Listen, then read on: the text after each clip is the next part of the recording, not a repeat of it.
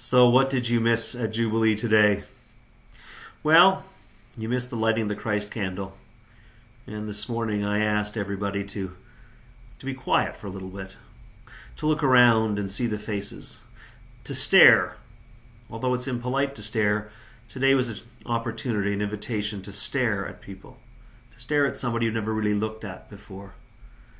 And if vision was an issue, not just stare, but perhaps reach out and touch the hand of another person.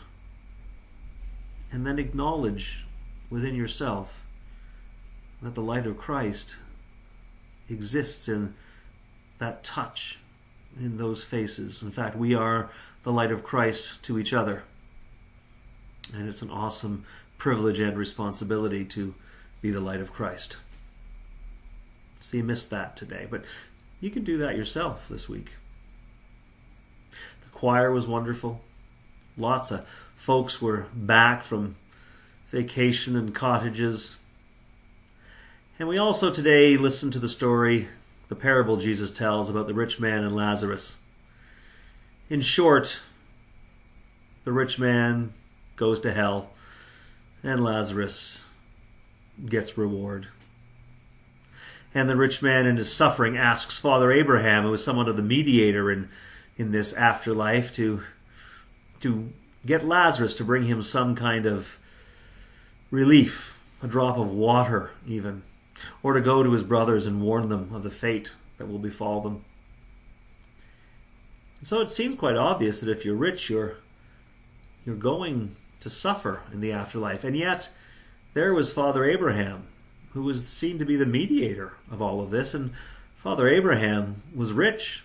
He too wore purple robes. And legend had it that he built a mansion, a massive mansion with gigantic doors on all sides, and had a banquet table that overflowed within.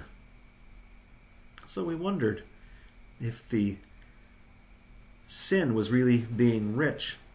And then we wondered about the chasm. Did God create this chasm? A chasm that cannot be crossed, we're told. And I speculated.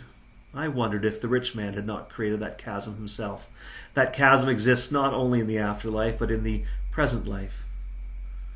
It's that chasm that makes it possible for a rich man to walk past Lazarus and never see him.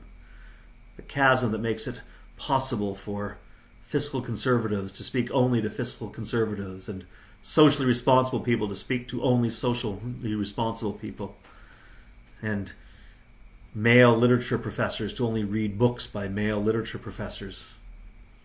We wondered about that chasm that reveals a narrow understanding of God and a narrow understanding of ourselves and the impact that we have on others and how others could impact on us. We noticed in the parable that the rich man talks to Abraham but never talks to Lazarus.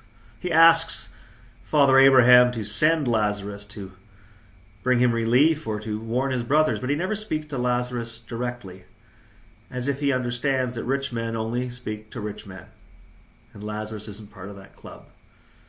And so it seems that the chasm exists in this afterlife because the rich man hasn't learned. He hasn't learned that his wealth is not a blessing unto him. It's God's wealth meant to be shared. That the bounty is for everybody. And the rich simply have a responsibility to make sure that it stays in the community. That we all have a responsibility to recognize that our community is bigger than just the people who look like us, act like us, or seem blessed like us. That in fact, we are all God's children, and the bounty is meant to be shared with all. And I reminded folks of that legend, that Abraham's mansion was so great and the table was so full, but that people were invited to come through every door, from the north, south, east, and west.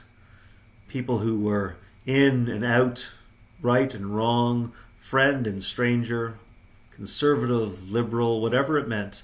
They were invited to the table. And the hospitality was not Abraham's, it was God's. Abraham was just sharing it. And the abundance, the bounty, was not Abraham's, it was God's. And he was simply sharing it.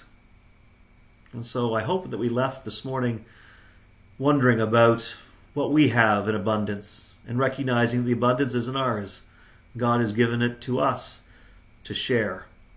And as we dare to imagine our God being more vast, as we dare to imagine our lives being more connected, that chasm that separates us from each other and from God gets smaller and smaller, and perhaps doesn't have to exist at all. At least that's what we wondered about, and that's what you missed at Jubilee today. I hope we'll get to see you soon. God bless.